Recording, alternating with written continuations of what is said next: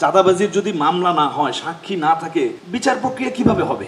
আমি আমার র্যাবের পরিচয় দিয়ে জোরপূর্বক বলপূর্বক কাউকে গ্রেফতার করলাম, তার কোনো সাক্ষী নাই, বিরুদ্ধে প্রমাণ নাই, কি হবে তখন? তখন সে তো ছাড়া পেয়ে যাবেই, তখন তো আমি প্রশ্নবিদ্ধ হয়ে যাব।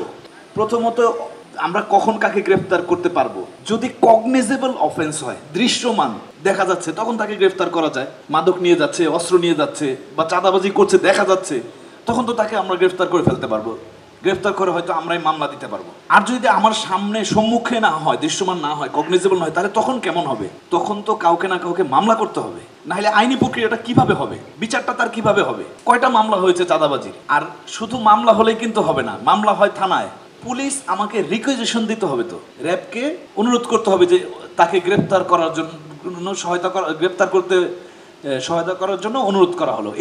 এই ধরনের একটা রিকুইজিশন পুলিশ থেকে আমাদের দরকার হয়। অনেক ক্ষেত্রে আমরা নিজেরাই গিয়ে নিয়ে নেই, সময় যাতে কম প্রয়োজন হয়, আমরা মিউচুয়ালি একসাথে কাজ করি, এবং এতে করে আমাদের মধ্যে যে কোনো গ্যাপ আছে বিষয়টা এমন না, আমরা এইভাবেই করছি, এতে করে কোনো সমস্যা হচ্ছে না। বাট এটা প্রক্রিয়ার মধ্যে থাকতে হয়, সেটা আমরা নিজেরা যোগাযোগের মাধ্যমে কম সময়ে করে নেই। তাহলে আমি যদি কোনো আইনি প্রক্রিয়া ছাড়া একজনকে গ্রেফতার করলাম, তাহলে ব্যাপারটা কেমন হয়ে যাবে?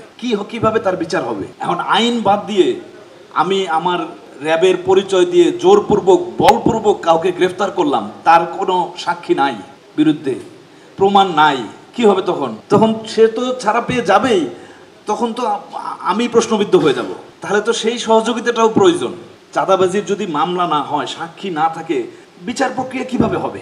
তাহলে তো সেই প্রয়োজনগুলো, অথবা যদি মনে করেন যে সেটা করতে একটা শঙ্কা থাকে যে মানুষ ভয় পাচ্ছে, দৃশ্যমান বা আমাদেরকে এমনভাবে খবর দেন যে যাতে আমরা হাতে নাতে গিয়ে ধরতে পারি, তাহলে অ্যাটলিস্ট আমরা কগনিজেবল হিসেবে তাকে গ্রেফতার করতে পারবো। We are ready. প্রয়োজনে আগে গিয়ে আমরা বসে থাকবো, কাছাকাছি থাকবো, জাস্ট সময় গিয়ে তাকে কয়েকটা করেছিও আমরা যে করি না তা না, এরকম চাঁদাবাজ কয়েকজনকে গ্রেফতার আমরা করেছি।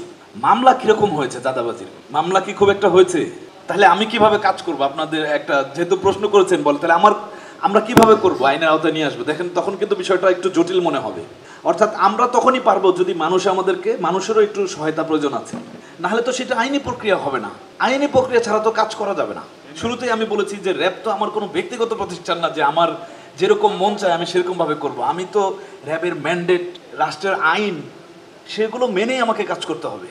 ইউনিফর্ম পরিহিত অবস্থা আমার পক্ষ থেকে আমার সদস্যদের প্রতি নির্দেশনা হচ্ছে তল্লাশি বা চেক পয়েন্ট বা গ্রেপ্তার 100% ইউনিফর্ম পরিহিত অবস্থায়। ইউনিফর্ম পরিহিত অবস্থায় থাকলে তো মবের কোনো সুযোগই হতো না। সাদা পোশাকে বলে, কারণ যখন কেউ সিভিল ড্রেসে থাকে তখন তো সে তো সাধারণ পাবলিক।